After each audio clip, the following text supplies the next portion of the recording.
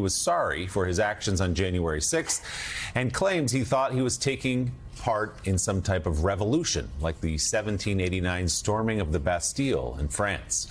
His testimony comes in the 5th week of the trial against Oath Keepers founder Stuart Rhodes and 4 others. Young, a 57-year-old former Navy reservist, told jurors he listened to what Trump's attorneys were saying about the election and that he was sucked into online conspiracy theories. He now admits he was, quote, acting like a traitor, someone acting against my own government.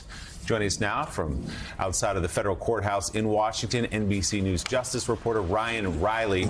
Ryan, good morning. What more did this former Oath Keeper have to say? And is this just a case of him trying to get his sentence reduced, or do you think there's some real contrition here?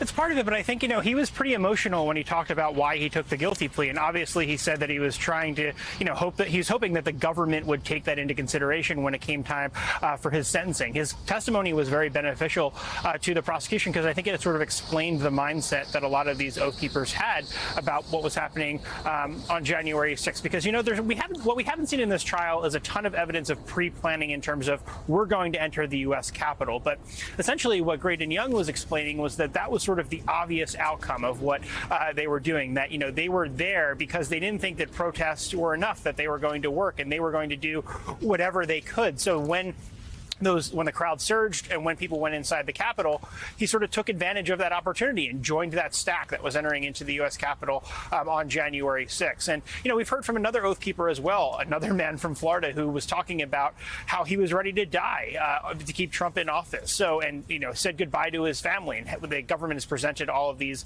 messages from this other Oath Keeper about how he was ready to say goodbye to his family and was making these preparations in December of 2020. So overall, I think this testimony from Oath Keepers is really important for the government's case because it shows exactly what other members of the Oath Keepers were thinking at this time and what this was sort of all about, Willie.